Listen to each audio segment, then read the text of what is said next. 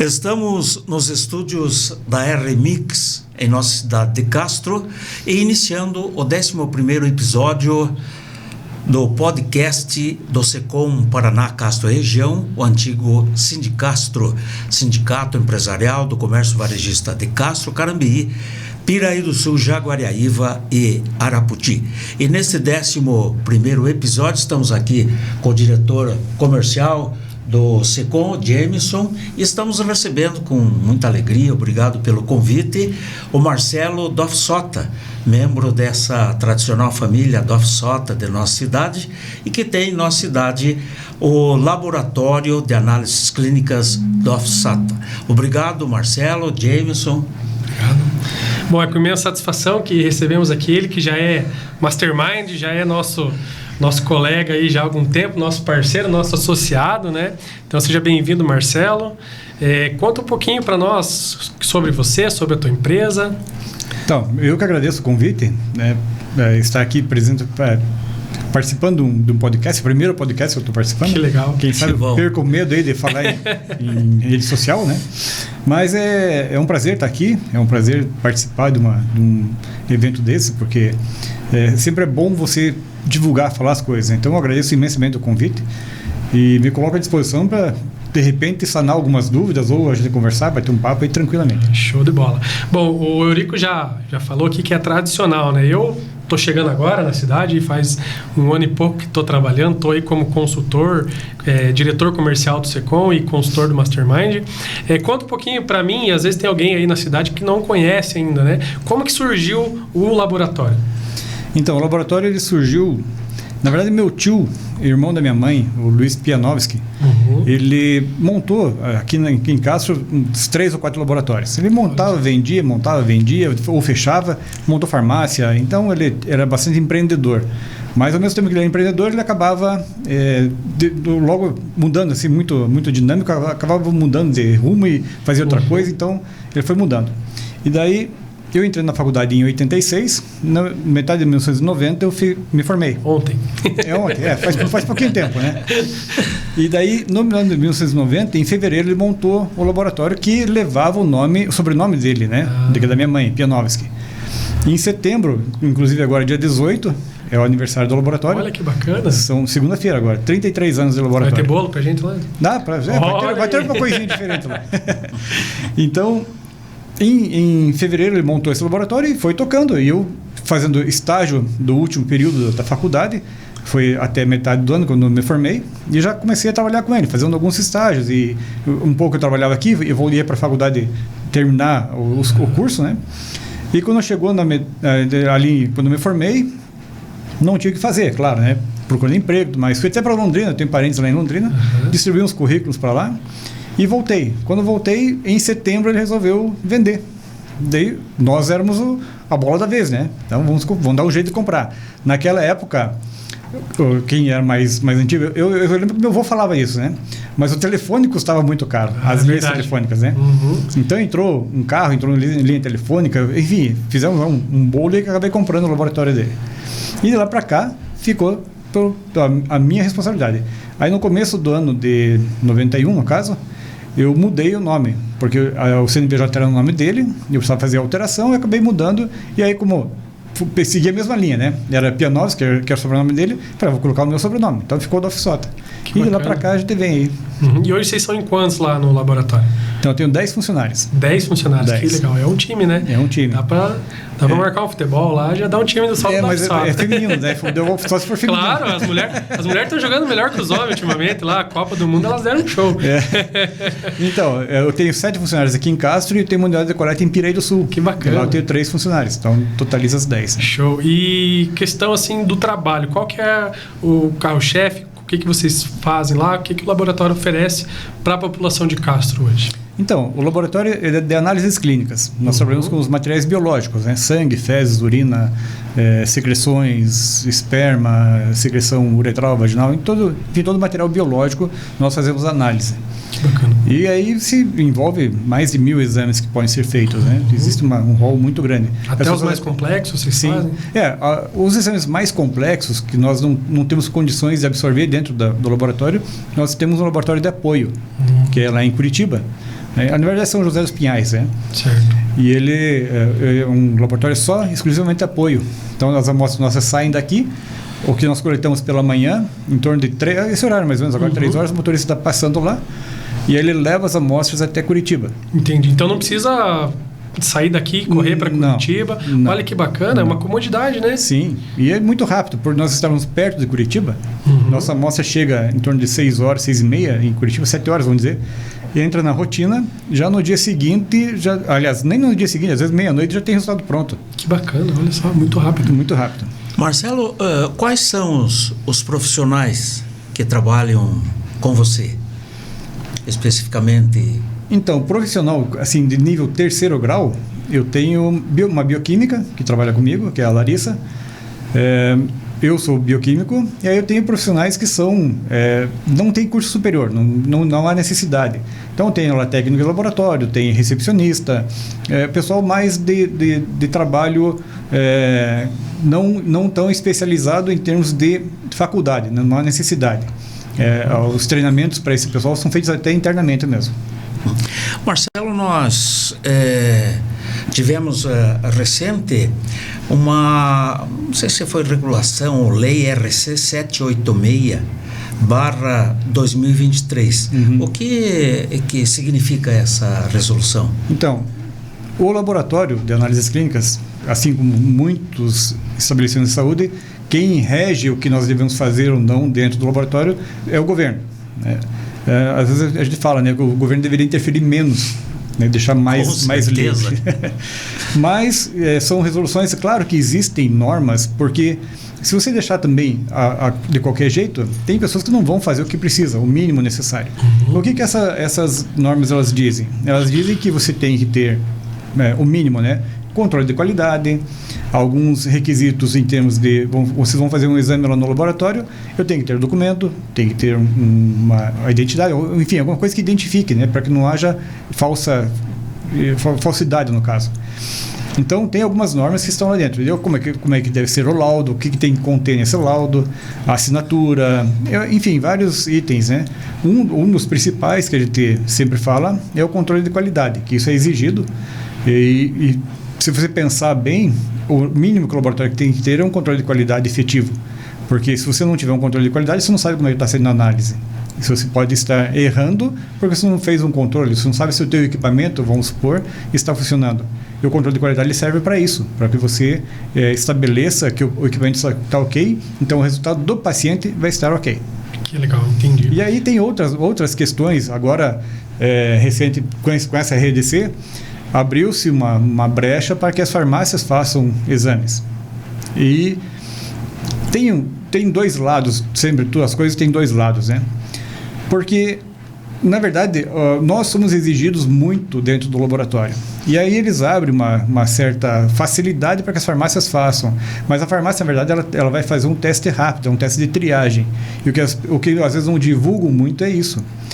O exame de laboratório ele é mais específico e mais complexo, mais detalhado e feito com equipamento, com reações mais próprias para análise, para que isso seja realmente determinado. E aí você tem, por exemplo, valores, né? Você vai fazer um exame lá, vou citar um exemplo. Um dos exames que estaria teoricamente liberado, em torno de 40 exames aí que as farmácias podem fazer, hemoglobina glicada, que é um exame para diabético. Só que ele vai dar um valor, esse valor ele não é exato, não é um valor bem correto, vamos pensar assim, porque ele é um teste de triagem. A mesma coisa com o PSA, que é o exame da próstata. Também ele vai dar um valor aproximado, ou vai dizer se está aumentado ou não, e aí a pessoa vai acabar indo no laboratório fazer o exame para saber exatamente como está. O problema desses exames são os falsos negativos. Porque se nós imaginarmos assim, vou fazer um PSA, eu vou lá na farmácia, furo o dedo e faço um PSA. E aí o resultado, vamos imaginar que aconteça, que isso é possível de acontecer, tanto nós dentro do laboratório, quanto mais esse tipo de exame, né? Essa metodologia que é usada. Se você fizer um exame desse e der negativo, por um falso negativo, daqui a pouco essa pessoa pode estar com câncer, e esse câncer aumentar rapidamente, e quando a pessoa for ver, eu fiz um teste, estava negativo, vai ficar tranquila. Aí daqui a pouco está complicado, já extrapolou, evoluiu muito, e sendo que se ela tivesse feito no laboratório, talvez tivesse pego um problema mais cedo. Ou seja, então as farmácias hoje elas podem contribuir um pouco para a sociedade, mas também pode até mascarar alguns problemas, né? Pode. Com relação ao laboratório, como que isso vai influenciar o trabalho de vocês? Então, eu penso assim, talvez não seja o pensamento de todos, porque nós participamos de alguns grupos ali, e muitas pessoas preocupadas com isso.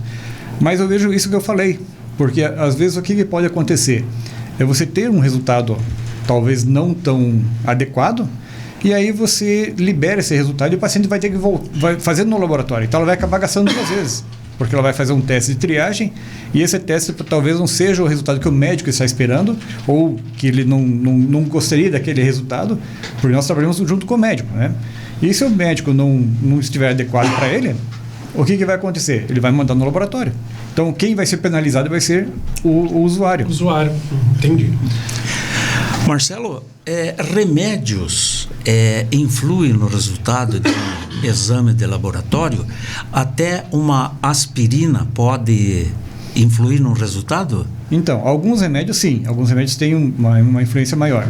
Existe, se procurar na internet, você vai encontrar alguns remédios lá que realmente tem uma interferência maior. Até tem alguns remédios que na própria bula dizem, este remédio aumenta a creatinina, que é um exame para rim. Então, alguns remédios... Outra coisa, uma cultura de urina. Se você estiver tomando um antibiótico, o resultado pode ser negativo. Porque muitas vezes, o que a gente fala, né? Existe uma diferença entre in vivo e in vitro. In vivo é dentro do organismo. In vitro é no recipiente, no potinho. E aí a análise ela é feita in vitro, não é feita dentro do paciente, né? Então é feita fora. E aí acontece nesses casos, de você ter uma interferência do antibiótico, por exemplo, na cultura de urina. Porque in vitro ele pode não estar, ou melhor, vai estar funcionando in vitro. In vivo, o antibiótico pode não estar sendo efetivo, porque a bactéria pode ter alguma resistência. Porém, in vitro ele pode dar negativo. Então há uma interferência do antibiótico nesse caso. E você falou em 1990? Isso, desde 1990 nesse ramo, então 23 anos aí. 33. 33, perdão, é verdade. É aí que eu tô ficando. É que eu faço 30 esse ano, então. Para mim é 20. Mas nesses 33 anos aí, fazendo exames, deve ter alguma história aí maluca aí de pessoas, de clientes, né? Não precisa citar nomes também. Mas qual foi a história mais bizarra que você viu acontecer dentro do teu laboratório? Olha, para lembrar agora... Teve alguma assim que, que é esse cara... Quer ver um caso assim, ele na verdade assim, não é é um pouco bizarro, né? Meio esquisito até pra gente falar. E é claro, foi no período agora da pandemia, que foi assim, esse foi... Claro que em termos de trabalho nós trabalhamos bastante, mas em termos de população foi muito sofrido, né? Certo. Muitas pessoas perderam entes queridos. Muitas vezes no laboratório nós encontrávamos uma pessoa fazer um exame e a pessoa sair depois da coleta e nunca mais ver a pessoa, né? Porque ela entrava em óbito, né? Às vezes rapidamente. Isso aconteceu com muitos conhecidos, né? Entendi. Mas houve uma situação que uma pessoa chegou no laboratório e daí no início a gente fazia. No início não, sempre fizemos uma entrevista perguntando quando começou os sintomas, porque o exame ele vai muito de acordo com o que você tem de dados do paciente. Então, no caso do COVID, especificamente, nós tínhamos ali uma situação assim, um período de incubação, que se você fizesse o exame naquele período de incubação, em torno de 3, 4 dias, ele ia dar negativo, porque ainda não tinha vírus suficiente para dar positivo o exame. E aí depois também, mais para o final, o exame de vírus na mucosa também ia dar negativo. Então, o paciente chegava, a gente fazia essa entrevista. E perguntava se tinha sintomas, quando começou e quais eram os sintomas. E aí fazia uma anotação. E uma pessoa chegou no laboratório, tem sintomas? Não, estou só com uma dor na perna. Mas sintomas de Covid? Não. Outros sintomas não tenho. E deu positivo. Olha aí. E aí, Dor na perna. E depois, ouvindo alguns relatos, algumas pessoas relataram que a dor na perna tinha, não sei, a gente não sabe estabelecer a ligação, mas com dor fazia, às vezes dava positivo e não tinha sintomas gripais, vamos pensar assim, né? Marcelo? Eu tenho uma história... Desculpa, Opa, pois não, tem uma história de exame, que é um conhecido meu, não vou citar nomes. Aí ele fazia o de fezes, né, que teve que coletar. Aí ele achou o pote meio pequeno e levou num pote de sorvete. Aí chegou lá para fazer o exame lá, não quiseram aceitar. Isso é uma coisa bem engraçada que acontece. Acontecia antes, né? Antigamente acontecia. Hoje não Falta de mais. informação. Falta de informação. Então, teve uma época lá atrás que nós usávamos um potinho, tipo aquele potinho de Vic Vaporub. Era um potinho de metal, pequenininho, assim, estreitinho, 2 tampinhas, né? Que uma encaixava na outra. E a pessoa colocava ali e interessante, que conseguia colocar assim que ficava lisinho, né? E enchia o potinho ali porque não podia sobrar um espaço, né? Ele enchia e ficava passando, certo? Ali para... em lata de cera, aquelas latas de cera antigas, né? Cera canário. Cera canário. Vinha lá a obra toda. Marcelo, a gente sabe que problemas de saúde existem, né?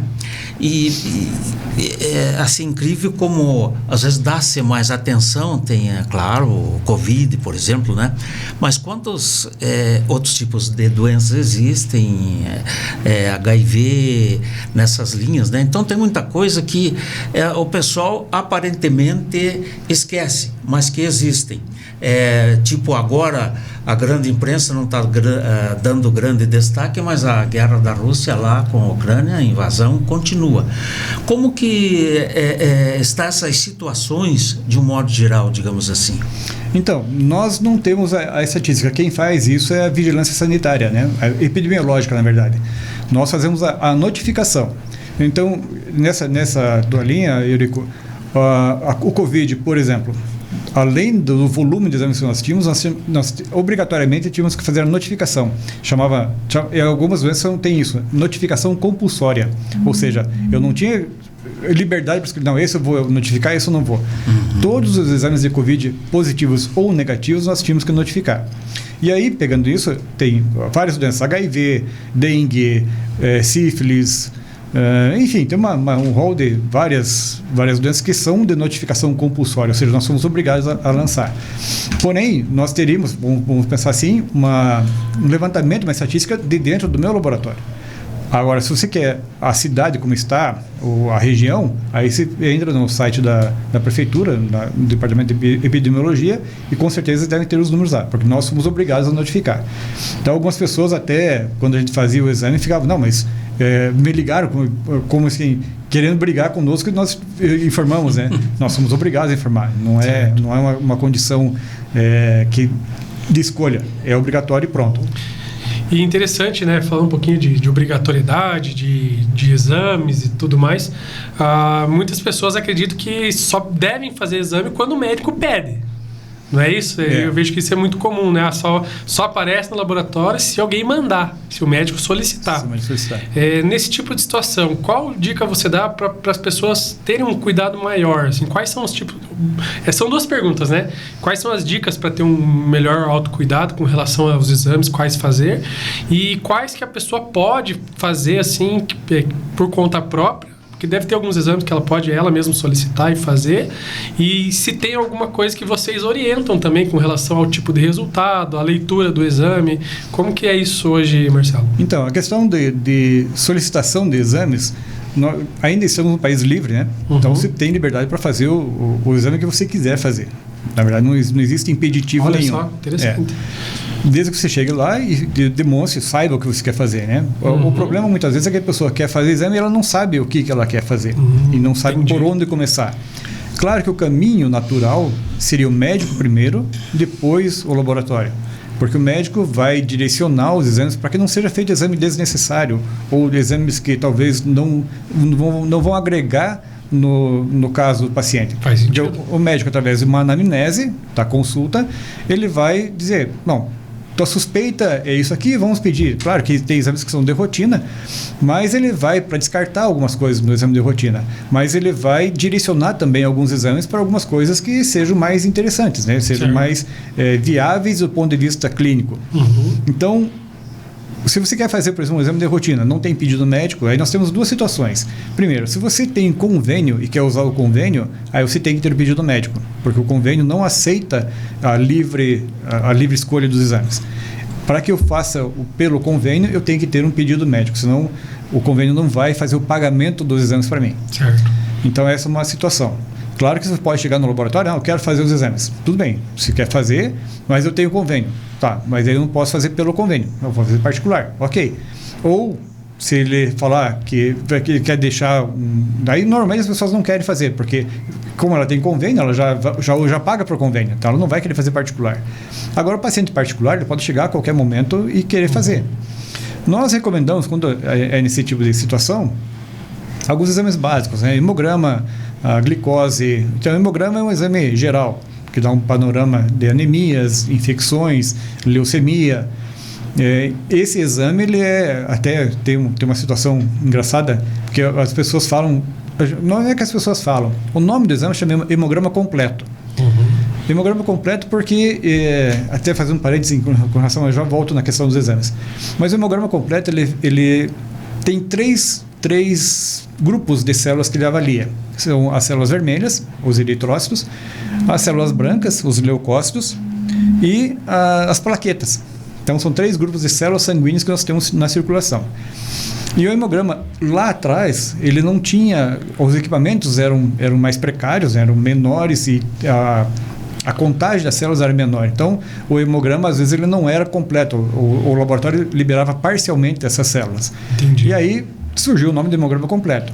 Só que quando o paciente vem procurar, o usuário vem procurar o exame, ele quer o hemograma completo, mas na cabeça dele o completo vai estar incluído glicose, vai estar incluído colesterol, o HDL... acho que é tudo num exame só. Isso, porque o completo seria tudo, né? Então, ele fala, não, eu quero o hemograma completo. Tá, e o que mais? Só, né? Como que diz, só o hemograma completo. Já é completo. Mas não, o hemograma completo é o nome do exame. Cada exame tem o seu nome. Então, nessa linha, nós sugerimos que o hemograma é um exame básico, né? São 2 exames assim que, vamos dizer, em maior volume no laboratório, é o hemograma e a glicose, que são os mais procurados. Depois vem, junto com a glicose, colesterol, HDL, LDL, triglicerídeos, que são as gorduras do sangue. Aí nós sugerimos um exame que avalie rim, ureia e creatinina, e alguma coisa também para fígado, um TGO, TGP, um gama-GT.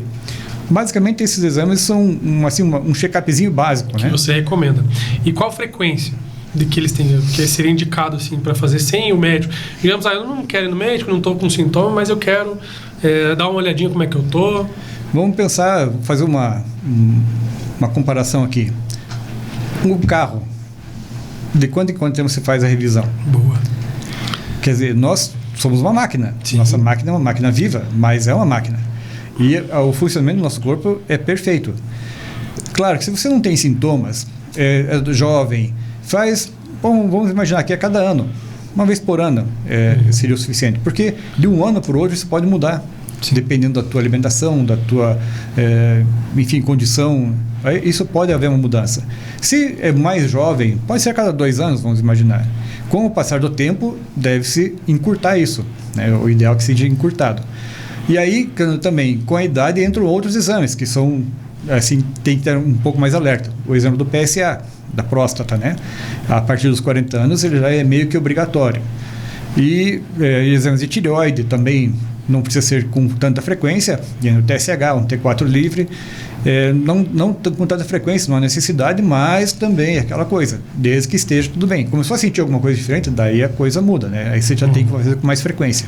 Entendi. Mas falando um pouquinho do PSA, né? Que é o tão temido exame, né? O PSA não é o PSA que é o temido. Né? Ah, não, é o médico, né? Mas eu ainda me recuso, Eurico, a acreditar que quando chegar a minha vez ainda vai ter que ser com o dedo. Será que até lá não vai ter um exame de foto, de imagem? Então, alguma outra tecnologia que não precise? Existe, né? Existe exame de já imagem. Existe? Olha. Mas existe o ultrassom, né? O ultrassom, ele determina o tamanho da próstata, né? Entendi. Olha mas ainda... o mais seguro... porque o PSA ele é complementar, ele não é um exame de escolha. As pessoas acham que... Uma informação que eu já não sabia. Acho que o PSA fez o PSA, tá tudo ok, né? Não necessariamente. Porque existem, como eu falei, o exame, ele é sensível, é preciso, Porém, ele pode não ser... Porque quando você fala em biologia, você não tem 2 organismos iguais e a resposta não é igual para todo mundo. Certo. Nós temos uma variabilidade biológica muito grande. Todos nós aqui somos diferentes um do outro. Então, a minha resposta vamos supor, a um tumor, a um câncer, pode ser diferente da de vocês. E aí, você vai pegar pelo exame. Só que o exame, nesse caso, como existe essa variabilidade, o meu pode estar mascarado. Pode não aparecer inicialmente. E aí, com o tempo, ele determinar, opa, agora apareceu. Começou a ter mais sintomas e apareceu. Então, não é o único exame, o exame de escolha inicial. E aí a questão do toque, né, que é o temido. Esse é o duro. Esse exame é porque a sensibilidade do médico, né, no toque, ele sente se tem algum caroço, alguma coisa diferente que às vezes a imagem também não mostra. E aí que entra essa questão. Por isso que ainda existe o exame do toque. Por isso é importante. Olha só, bacana. Marcelo, toda atividade tem, né? E na sua, quais são os maiores desafios do dia a dia? Olha, é você manter a qualidade, acho que é um dos desafios maiores, né? Porque fazer exame, o ato em si do exame, para quem é profissional, não existe segredo nenhum, porque nós estudamos para isso. Porém, você manter isso em qualidade é o X da questão. E aí envolve muita coisa, né? Porque você tem equipamentos, você tem que ter controle confiável, você tem que ter profissional que vai fazer esse exame também bem treinado, bem confiável, porque no laboratório nós temos visualizações microscópicas, né? A gente olha no microscópio e quando é um exame de contagem, que o equipamento conta ou ele faz uma dosagem, é uma coisa, porque ali está o equipamento, você fez o controle, é claro que você está liberando o resultado a partir da determinação de que o controle passou, está tudo bem, está tudo certo. O que o controle faz, o controle de qualidade? Ele checa todo o circuito do equipamento, se a pipetagem está correta, se a leitura da lâmpada está correta, ou, enfim, ele checa todo o sistema mecânico e óptico do equipamento. E quando você faz isso, você tem certeza que o equipamento está ok. Se você não fizer isso, você vai liberar um resultado que você não tem certeza se o equipamento estava bem. Vamos pensar num computador. É uma máquina que está ali, você está usando, né? Está tudo bem. Agora, se tiver algum problema num programa, ele não vai executar direito. Uhum. Então, quando você vai fazer alguma coisa, pode dar um erro no programa. E assim com o equipamento. Então, o controle de qualidade é fundamental dentro de um laboratório. Se você não tiver isso, você não sabe se aquilo está sendo feito corretamente. E a questão, por exemplo, da microscopia, aquela subjetividade, ou seja, eu vejo de uma forma, vocês podem ver de outra. Se fossem bioquímicos, né, nós estaríamos aqui, por exemplo, colocar uma lâmina de hemograma para verificar células. O que eu enxergo da célula pode ser diferente, não que seja outra célula, mas a interpretação dessa célula pode ser diferente. Então, um resultado pode ser diferente. Claro que existe uma porcentagem de aceitação disso, né? Mas ele não pode ser diferente muito. Não pode fugir não muito. Pode fugir muito. Mas, então, esse é um desafio dentro do laboratório para que você tenha um exame de qualidade. Para que você tenha a certeza que o que você está fornecendo para o médico e para o paciente está certo. Você já tinha imaginado essa complexidade, Eurico? Imaginava que, com certeza, eu sabia que era difícil, mas de precisão, né? Alta tecnologia. Parabéns, né? Marcelo. Eu tenho certeza que esse cuidado, essa meticulosidade que você tem com a qualidade do teu laboratório faz com que a qualidade do serviço seja acima da média. E falando um pouquinho de qualidade, né? Para o exame sair de uma forma boa, de uma forma correta, quais são as dicas que você pode dar para o pessoal de casa que está assistindo e que pretende ou vai fazer um exame aí nos próximos meses? Então, dentro do que a gente faz, nós procuramos fazer tudo de acordo com o que precisa ser feito, o controle de qualidade, e falhas podem acontecer. Uhum. Isso é inerente ao ser humano, né, e a equipamentos também. Então, falhas podem acontecer. O que nós procuramos fazer é minimizar ao máximo as falhas. Porém, como eu falei, em torno de 70% dos erros do laboratório, do laudo lá do final, quando se entrega o laudo para o médico, em torno de 70% a falha é pré-analítico. O que é o pré-analítico? Paciente. Se pergunta para o paciente, está em jejum? Estou. Quantos exames de jejum? Aí ele fica assim... 12 horas. 12 horas de jejum. Tá ok. Jantou uma feijoada. Exatamente.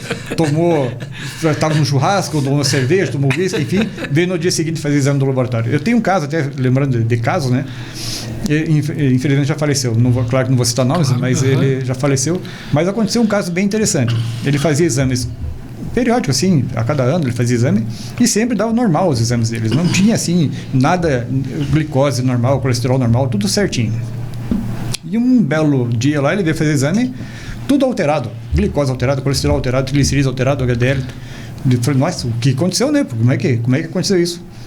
Daí entrei em contato com ele, já era conhecido, a gente entrou em contato, conversei, e isso a gente faz com outros clientes também, não só com os conhecidos, né? Mas entrei em contato, daí ele falou, mas o que aconteceu? Daí ele, puxa, não sei, ficou pensando. Daí ele lembrou que tinha ido numa churrascada, tomou um monte de cerveja, comeu um monte de carne e foi fazer exame no dia seguinte. Deu tudo alterado. Passou alguns dias ali, refez os exames, tudo normal. Olha só. Voltou tudo ao patamar normal dele. Então, essa questão do pré-analítico, nós temos que, infelizmente confiar no que o paciente nos diz. Se ele falou que ele fez, quem somos nós para dizer que você não fez? Né? Se você chegar lá para mim e falar, não, eu fiz jejum, eu não... urina, por exemplo. Não, eu coletei a urina agora. E a urina é um exame sensível à temperatura, por exemplo. Se você deixar o exame... Vamos imaginar a seguinte situação. A urina, teoricamente, ela é estéril. Não tem bactérias, nós não temos bactéria dentro do corpo. Então, quando ela sai, ela não tem bactéria. A não ser, no caso, a infecção. E a infecção, normalmente, ela vem via uretra e vai para a bexiga. Depois pode se agravar mais, pode chegar até a rim, né? E aí, se você tiver no canal da uretra, né? A pessoa, de repente, não fez a higiene adequada para coletar essa urina. E isso é um dos problemas pré-analíticos principais. E quando nós olhamos no microscópio, a gente já imagina, não fez a higiene como deveria ser feito. Só que se você perguntar lá no balcão, não, eu fiz, tá tudo certinho. E aí tem um pouquinho de bactéria que arrastou na coleta para dentro do pote, não estava no organismo. Se a pessoa não armazenar isso direito, deixar em cima do balcão, dentro do carro, no calor, tudo, ela leva para o laboratório, não, estava tudo certo. Ninguém fala que estava errado, né? Porque não quer perder o material. Estava tudo certo. Nós vamos fazer exame, a bactéria subiu, porque a bactéria ela cresce, ela aumenta na progressão geométrica, não é progressão aritmética, né? Uma faz 2, 4, 4, 8, 16 e assim por diante. Então, se você tem um pouco de bactéria ali e a urina é um material rico para que as bactérias se desenvolvam, em pouco tempo você tem uma colonização grande de bactérias. Só que não é infecção. Condomínio. Não é infecção, é a colonização, porque elas cresceram fora do corpo, lá no potinho. Então, o pré-analítico é muito importante. Se ele não for bem feito, o resultado final vai ser errado. Por mais que o laboratório tenha todos os controles, todos os cuidados no exame, mas lá na ponta o resultado vai ser errado. Olha só, interessante. Então, você que está nos assistindo, 70% dos erros nos exames é culpa da própria pessoa que vai fazer. E, infelizmente, ela está mentindo para ela mesma, né? Porque o exame é para o bem dela, né? Então, você que vai fazer o exame aí, cuide muito bem do pré-analítico, né? Siga as orientações do seu médico, de quem está... do próprio laboratório também. Hoje em dia a informação não falta, né? Hoje você vai lá, tem todas as informações que você pode buscar e até na internet tem. Então, cuide disso aí que é para o seu próprio bem. Jameson, destacando que o Marcelo também é diretor do SECOM Paraná, Castro e região, né? Participante aí antigo, associado do antigo Citicastro, hoje SECOM Paraná, Castro e região, né? Sempre um grande parceiro nosso, né? E participando da promoção também, Jameson. Então, quem for fazer exame lá também está concorrendo, Marcelo? Como que está sendo a entrega lá da promoção, né? Isso, da promoção Compra em Castro? Então, assim, a área de saúde, o laboratório não pode entregar com cupons, né? Certo. Por ser de saúde, nós temos algumas restrições com relação a isso. Nós não. A legislação não permite. Então, normalmente quando eu participo como apoio. Como apoiador, certo. Não são nossos apoiadores. Participante de entregar cupom, porque isso não é uma moeda de troca. Não, mas está certo, valorizar o pessoal de casa, porque tem muita gente que vai fazer exame e vai para fora, né? Então aqui tem toda a estrutura, tem todo o cuidado para você fazer o exame da forma correta, da forma adequada, sem se preocupar. Uma coisa que eu lembrei também, que o Eurico perguntou, a questão do desafio, né? O que é mais desafiador hoje no laboratório. Não só hoje, né? Isso sempre também. Além de todo esse cuidado com o controle, com tudo mais, uma das coisas que é muito importante é a coleta de sangue, né? Então nós procuramos fazer uma coleta de excelência, evitar mais de uma picada no paciente, porque já é desconfortável. E eu falo para os meus funcionários o seguinte, isso é uma coisa que eu tenho já há muitos anos, eu falo assim, quando a pessoa entra no laboratório, normalmente ela não entra feliz. A maioria das pessoas, pode ser que uma ou outra não esteja muito preocupada, né? Mas normalmente ninguém gosta de entrar no laboratório. Está entrando muitas vezes por obrigação, porque o médico exigiu que viesse fazer um exame, mas aquilo que você perguntou, se eu posso fazer espontâneo? Pode, mas normalmente as pessoas não fazem, não querem. Elas vão ao limite, consulta com o médico, daí o médico obriga a fazer, ela vai fazer o exame. Legal. Então elas não entram satisfeitas, diferente de você entrar numa loja para comprar um celular, para comprar uma televisão, para comprar qualquer bem de consumo, né? E eu falo, cuidem do paciente, porque o paciente ele não vem satisfeito para o laboratório. Aí você tem que ter um cuidado muito maior com ele.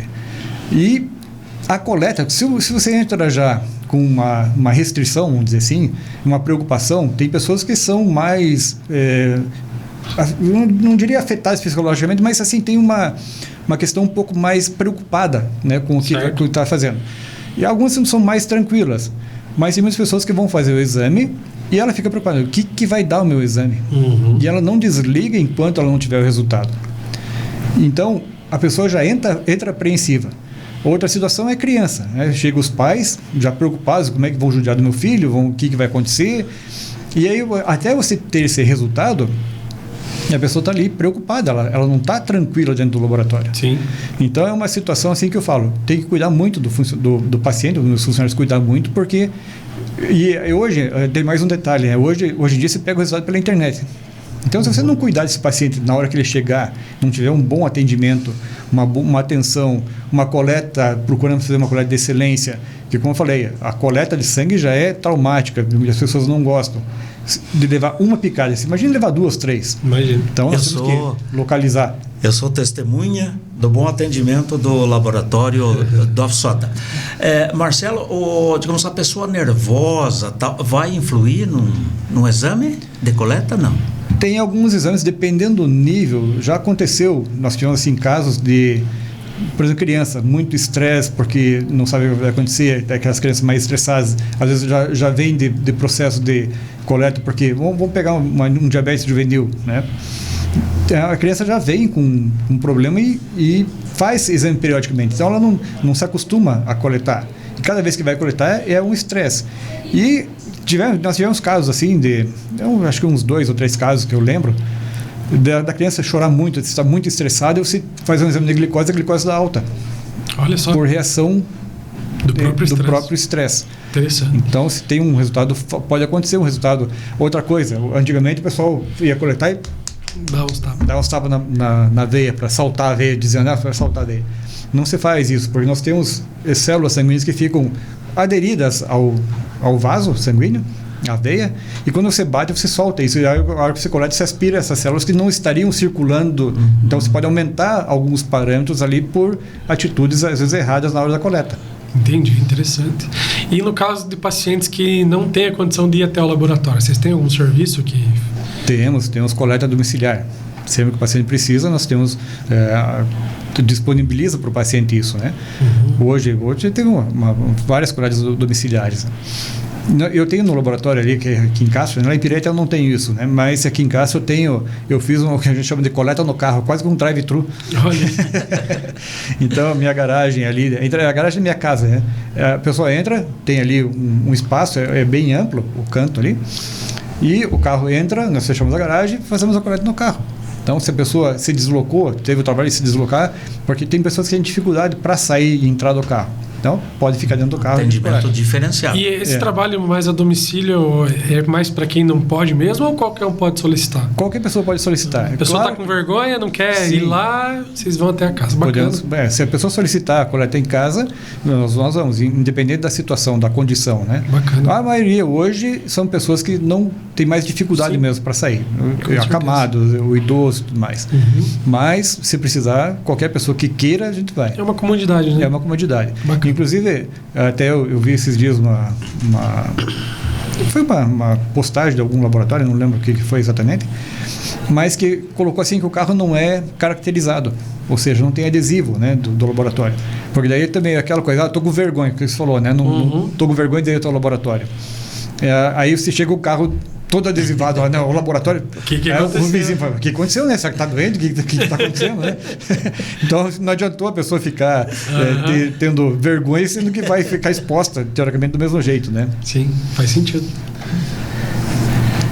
Estamos encerrando o 11º episódio do podcast SECOM, Castro Paraná, antigo Sindicastro. Marcelo, obrigado por ter vindo. Jameson, as suas despedidas. Até o próximo. Isso aí. Sempre um prazer conversar com você, Marcelo. Obrigado por trazer toda essa experiência, toda essa tranquilidade, toda essa segurança que nós podemos contar com o teu laboratório, né, que tenho certeza que o pessoal aí, teus clientes estão sendo muito bem atendidos. Obrigado mais uma vez em nome do SECOM. E você que é nosso parceiro, é nosso associado e quer fazer parte, quer vir aqui falar um pouco da sua empresa, da sua experiência, nos procure, faça parte do projeto Compra em Castro, assim como o Marcelo é nosso parceiro aí, está ajudando no cooperativismo para divulgar e melhorar o nosso comércio cada vez mais aqui em Castro. Faça parte dessa iniciativa você também. E você que ainda não é nosso associado, não evite de vir procurar, mande mensagem, entre em contato com a gente. E falando em entrar em contato, Marcelo, para encerrar, como que o pessoal pode entrar em contato com você ou com o teu laboratório?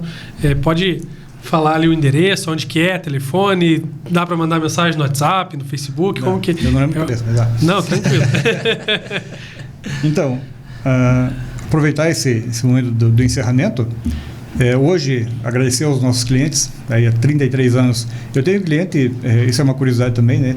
Eu tenho funcionários que a mãe fez o exame de gravidez e hoje trabalha comigo. Olha só, bacana. E aproveitar que hoje é o dia do cliente, né? Agradecer aos nossos clientes pela essa fidelidade, essa parceria que nós temos aí já desde 1990 e falar que é muito bom participar da comunidade, né? Nós temos momentos felizes e momentos tristes dentro do laboratório, porque nós acompanhamos muitas vezes a trajetória de pessoas com câncer até que chega o desfecho do óbito. E temos também o outro lado, que é o feliz, as mulheres engravidam, nascem os filhos, hoje tem o exame de sexagem fetal. Então nós participamos do início e às vezes até o fim, né, dos pacientes. O contato do laboratório, o contato de WhatsApp, que pode ser usado, eu não lembro de cabeça, né? Mas é o 98401-6112. Esse é o WhatsApp central do laboratório.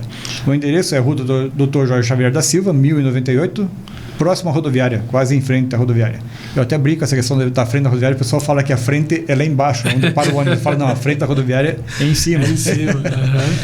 E em Piraí, na Rua Dantas Ribeiro, número 310. Pode usar o mesmo WhatsApp para contato. E tem o telefone fixo, o 32325311, aqui em Castro, e o 32372478 em Piraí do Sul. E agradecer também, aproveitar esse momento, né, que como falei, nós temos 10 funcionários, agradecer as nossas 10 funcionários atuais pelo trabalho, pela dedicação, que muitas vezes eu não estou lá na frente. Sim. Quem faz à frente são elas, tanto no atendimento quanto na coleta. Então, muito obrigado também aos nossos funcionários, que são as nossas clientes internas, né? Sim, com certeza. E muito obrigado também à nossa equipe aqui, técnica, a RMix Podcast, pelo espaço. E nos vemos no próximo episódio.